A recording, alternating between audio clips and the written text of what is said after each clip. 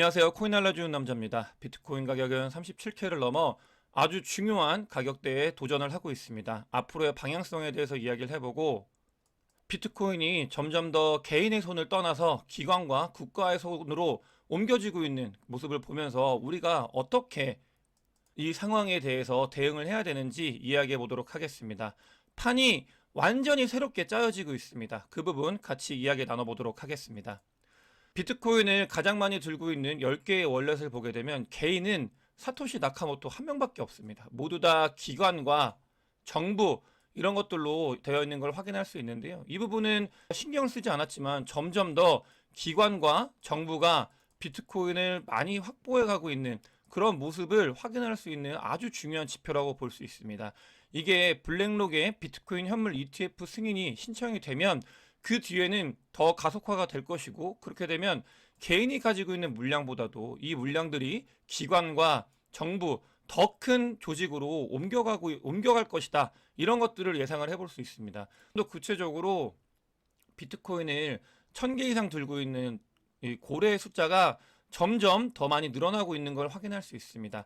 그만큼 비트코인을 고래들이 많이 들고 가고 있고요. 또 이 고래들을 다시 돌려보면은 기관과 정부가 많이 비트코인을 확보해 가고 있다. 이런 모습을 우리가 최근에 확인을 할 수 있습니다. 물론 0.1개나 0.01개 이런 식의 비트코인 숫자는 가지고 있는 원래 숫자도 같이 늘어나고 있는 건 아주 적은 수량을 개인들이 많이 확보해 가고 있기 때문에 늘어나고 있는데, 그것보다도 큰 고래의 움직임들은 개인보다도 훨씬 빠르게 비트코인을 확보해 가고 있는 모습을 확인을 할 수 있습니다.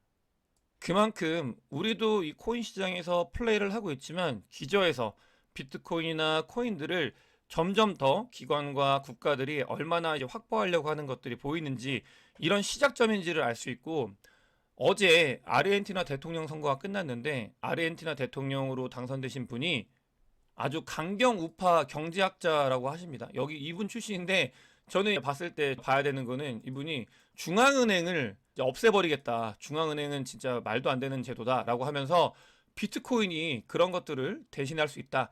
개인들의 자산을 지킬 수 있고, 그러니까 중앙은행이 잘못되는 것들을 비트코인이 다 해결할 수 있다라고 이야기를 하셨던 분인데, 이분이 당선이 됐어요. 남미 같은 경우는 뭐 엘살바도르도 계속 비트코인을 모으고 있는데 여기는 파급력이 크진 않았죠. 하지만 아르헨티나급 되는 이 국가가 비트코인에 대해서 점점 더 친화적으로 바뀌고 있고, 남미 같은 경우는 이런 경제나 뭐 제도가 너무 어지럽기 때문에 더 많은 사람들이 이 비트코인을 채택하는 게 빠른 그런 상황인데, 거기에 대통령까지 비트코인을 굉장히 좋아하시는 분이 당선이 됐다. 이런 부분들을 확인할 수 있고, 여기서 알 수 있는 건 이 국가의 움직임, 앞으로 점점 더 많은 국가들이 비트코인을 확보하기 위해서 더 많은 노력을 할 것이다라는 거를, 그 시작점이다라는 거를 여기서도 알 수 있습니다. 아까 말씀드린 것처럼 비트코인을 가장 많이 들고 있는 곳에 국가들도 분명히 있었거든요.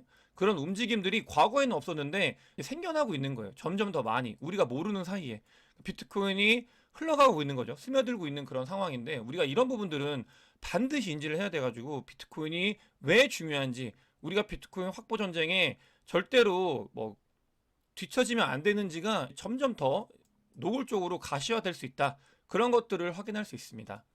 CME 주간 데이터인데요. 장기 펀드들은 비트코인의 숏 포지션을 3주째 아예 없다라고 보고 있습니다. 이 말은 뭐냐면 중장기적으로 비트코인이 올라갈 거는 너무나 당연하다. 이렇게 기관이 보고 있는 거예요. 이 기관들은 숏 포지션을 잡지 않고 중장기적으로 오르기 때문에 이 장기 펀드 같은 경우는 비트코인 확보하는데 아주 최선을 다하고 있습니다. 3주째.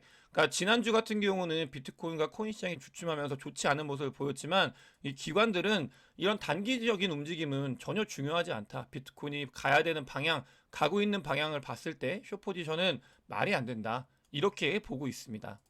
아크인베스트, 캐시우드가 정답지를 공개했다고 저는 생각을 합니다.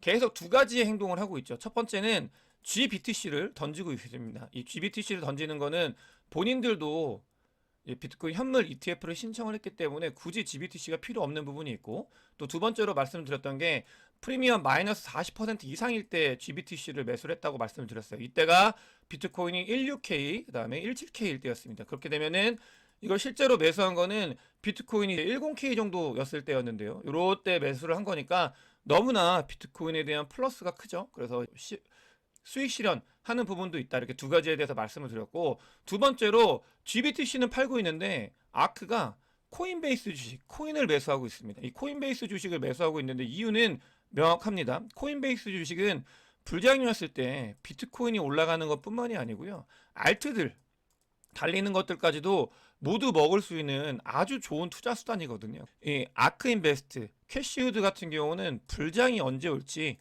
완전히 예상을 하고 있고 정답지를 공개한 거죠. 본인은 더 많은 수익을 내기 위해서 GBTC가 아니라 코인베이스의 주식, 코인을 매수를 하고 있고 규모가 상당합니다. 거의 한 400억 넘는 이 코인베이스 주식을 매집을 해나가고 있다. 이런 모습을 보이고 있습니다. 저는 이게 정답이라고 생각을 하고 그 부분 행동을 하고 있는데, 구체적으로 봐야 되는 거 비트코인 반감기 너무나 중요한 이벤트인데 아직도 멀었는데 이 캐시우드는 그 준비를 하고 있다. 이 기간 준비를 해야 되는 기간이다라고 아주 많은 말씀을 드렸는데 캐시우드도 같이 준비를 하고 있는 모습을 보이고 있다라는 걸 확인을 할 수 있습니다. 이런 준비를 하고 있는 거예요. 캐시우드 같은 경우는 장이 불장이 되고 달릴 거기 때문에 그 앞에서 빠르게 준비를 해놔야 이 부분을 먹을 수 있다라고 판단을 하고 그걸 정답을 공개를 한 거죠. 행동으로서 정답을 공개했고, 과거에 완전 하락장일 때 16K일 때 17K일 때도 캐시우드는 본인의 행동으로 정답지를 한번 공개한 적이 있습니다. 여기가 바닥이다. 그런 부분들을 공개를 했었고, 그 다음에 불장을 준비하는 모습들 아주 명확하게 드러나고 있습니다. 그걸 캐치를 해야 되고, 여기서 아까 말씀드렸던 기관과 국가의 비트코인을 확보하려고 하는 노력들, 어느 순간 비트코인을 가장 많이 들고 있는 원래 숫자 10개가 다 기관과 국가가 되어버렸잖아요. 이런 움직임들을 보면서 아, 비트코인이 옮겨지고 있구나, 이런 흐름이 바뀌고 있다는 것을 반드시 우리가 알고 있어야 되겠습니다. 알갓이 이런 이야기를 해요. 금리 인하가 올 거고 그 다음에 퇴보가 온다, 이런 것들은 경기 침체라고 말하는 거죠. 그러면서 이런 사이클에 베팅을 할 거다 자기는. 그래서 단 하나의 코인을 팔지도 않았다 라고 이야기를 하고 있습니다. 알갓이 가지고 있는 코인들 많이 올랐죠. 근데 이 코인들 팔지 않고 돈이 더 많이 풀릴 거다, 이거에 베팅을 할 거고 자기는 이 코인들을 계속 홀딩하고 더 많이 가져갈 거다, 이런 이야기를 하고 있습니다. 그 부분 왜 그럴까요? 보면 그러니까 이런 구체적인 지표를 통해서 실제로 어떤 일이 일어나고 있는지, 어떤 판이 바뀌고 있는지 반드시 알아야 되는데 완전히 새롭게 짜여지고 있어요. 판이 그 시작점인데, 보시게 되면은 여러분들 글로벌 M2, 그러니까 미국뿐만이 아니고 글로벌 M2 통화량이 증가 추세로 돌아선 지가 됐습니다. 증가하고 있어요. 글로벌 M2 통화량이. 그러니까 미국은 긴축을 하고 있지만 다른 부분으로 돈을 풀고 있다고 말씀을 드렸잖아요. 그것뿐만이 아니고 세계 경제가 좋아지지 않기 때문에 모든 은행들은, 세계의 정부들 다 알고 있습니다. 경기가 좋아지지 않았을 때 해야 되는 거는 돈을 풀어야 된다. 이거 학습됐다고 말씀을 드렸고, 너무 쉬운 해결책이 있기 때문에 돈을 풀 거다라고 말씀을 드렸고, 실제로 그런 움직임, 돈이 줄어들고 있는 판에서 돈이 늘어나고 있는 판으로 바뀌고 있는 시작점이다라는 거를, 판이 바뀌고 있다라는 거를 알아야 됩니다. 우리가 어떤 방향을 봐야 되고 하락을 했을 때 어떤 식으로 접근을 해야 되는지 그 정답이 여기에 있다고 저는 생각을 하고 있습니다. 거시경제 상황에서 그냥 글만 보고 데이터만 보면서 이야기하는 게 왜 무섭냐면, 여러분들 보세요. 미국 중국이 서로 무역 전쟁을 했잖아요. 그러면서 미국에서는 제도적으로 중국에서 들어오는 물건에 대해서 관세도 먹이고 이러면서 미국 제품을 바로 받지 않겠다, 전쟁을 했었습니다. 미국 무역 전쟁. 근데 그 뒤에 시간이 지나고 나서 어떤 일이 생기냐면, 이거는 멕시코의 수출에 대한 지표인데요. 얼만큼 많이 수출이 늘었고 얼만큼 많이 수입이 줄었나, 이런 것들을 보는 건데, 무역 전쟁이 있고 나서 멕시코에 미국에 관련되어 있는 이 무역이 늘어나고 있는 걸 확인할 수 있습니다. 이게 왜 늘어나냐면 무역 전쟁이 발생을 하니까 중국 제품이 바로 못 들어오잖아요. 그러니까 중국 제품은 멕시코에서 줄어들고 있죠. 근데 그러다 보니까 중국에서 바로 미국으로 안 가고 쿠션을 한번 거치는 거예요. 멕시코를 거쳐가지고 미국으로 가고 있다. 이런 거시경제 상황, 미중 무역 전쟁이다 뭐다 그러면서 예상을 하고 하는 것들이 다 허상인 이유가, 글로벌은 이 복잡계의 투자 세상이기 때문에 그렇게 간단하지가 않습니다. 이런 것들이 다 쓰리 쿠션으로 해가지고 다시 중국에서 미국으로 가고 있는 게 멕시코를 통해서 가고 있고, 이런 움직임들이 보이기 있기 때문에 우리가 여기에 앉아가지고 이렇게 될 거다 저렇게 될 거다, 경제가 안 좋아지기 때문에 무조건 하락만 할 거다, 이렇게 보는 뷰가 위험한 게 이런 것들도 있기 때문이에요. 이 복잡계의 투자 세상이고, 그러니까 지정학적 리스크, 그다음에 국가 간의 무역 전쟁, 이런 것들도 다 우리가 통제할 수 없는 변수가 존재하기 때문에 A는 B다, B는 C니까 A는 C다, 이런 논리가 통하지 않는 이유가 여기에 있는 겁니다. 그런 부분들을 명심을 하면서 투자를 해야 된다는 말씀을 꼭 드리고 싶고요. 비트코인 같은 경우는 아주 중요한 라인에 다다르고 있습니다. 37.5K 이상, 이 부분 굉장히 강력한 저항대로 작용을 하고 있죠. 몇 번을 시도를 했고 여기 올라오고 나서는 다 맞고 내려온 모습을 확인할 수 있는데, 맞고 내려오고 또 맞고 내려온 모습을 확인할 수 있는데, 네다섯 번째 도전을 하고 있습니다. 여기서 움직임이 어떻게 되는지 잘 살펴봐야 될 것 같고, 현물 매수세가 이어지면서 비트코인 가격이 일부 상승한 모습을 확인할 수 있다. 그런 것들을 챙기면 되겠습니다. 선물 매물대도 봤을 때 보시게 되면 어느 일정 기간 동안 또 장이 36K, 35K 위치하고 있다 보니까 이 37K 라인에 아주 두껍게 숏 포지션이 구축이 됐었는데 모두 다 뚫린 모습을 확인할 수 있습니다. 자고 났더니 또 숏 포지션이 전부 다 정리가 되어 있는 모습 확인할 수 있습니다. 아까 선물 매물대와 현물 매물대를 봤을 때 아주 중요한 라인 37.5K부터 38K, 요 저항대가 중요한 라인이라고 볼 수 있고요. 그 다음에 36K와 35K 사이 이 부분이 강력한 지지대다라는 거를 확인할 수 있습니다. 이 레인지에서는 언제든지 변동성이 있다 정도로 생각을 하면서 움직임을 살펴봐야 될 것 같고, 늘 말씀드렸어요. 아직도 CVD 자료 보는데 이 밑에 고래 이야기하는 사람들은 피해야 됩니다. 이거 한참 됐어요. 이걸 보지 않아도 되는지가. 그런 부분들을 챙기셔야 되고요. 다음으로 고래들의 움직임을 봤을 때 아주 진하게 이 37K, 36K, 38K 라인에 고래들의 움직임이 있는 것을 확인할 수 있습니다. 이렇게 진하게 있었던 거는 28K 라인에 있었고요. 이 36K, 37K 라인이 새로운 손바뀜, 고래의 손바뀜이 일어나고 있는 아주 중요한 지점이다라는 거를 고래 지표를 통해서도 확인을 할 수 있습니다. 이거를 손바뀜이 다 일어나면은 소화가 되면 그 뒤에 풀립이 일어날 가능성이 매우 큽니다.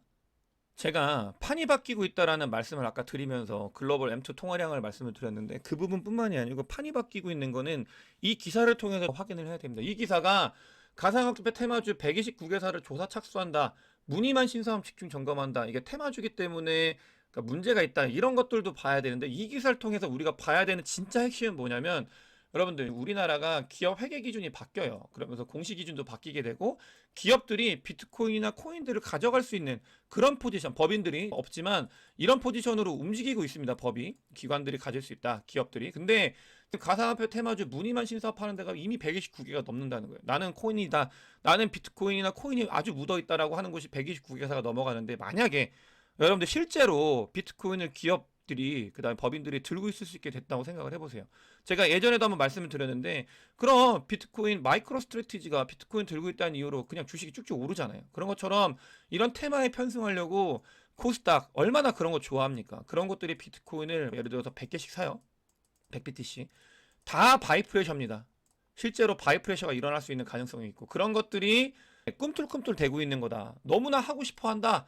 가상화폐 테마주로 묶이고 싶어하는 기업들이 너무나 많다. 상장사들 중에서도. 그런 변화의 흐름, 판이 바뀌고 있는 거, 여기서는 뭐 신사업 집중 점검한다, 이게 중요한 게 아니고요. 얼마나 많은 기업들이 이 비트코인 회사가 되고 싶어 하는지, 그걸 봐야 됩니다. 그런 것들이 법이 바뀌게 되면 실제로 비트코인을 들고 갈 수 있는 그런 흐름이 바뀌고 있다는 거를 우리가 여기서 캐치를 해야 되겠습니다. 크립토코인의 자료인데 아주 좋은 자료고요. 보시게 되면 비트코인이 계속해서 응축을 하고 있다, 그러면서 앞으로 더 나아갈 수 있는 가능성이 있다라는 걸 보여주는 자료입니다. 제가 이걸 가지고 온 이유는 잘 가고 있다라는 거를 말씀드리고 싶어서 가지고 왔고요.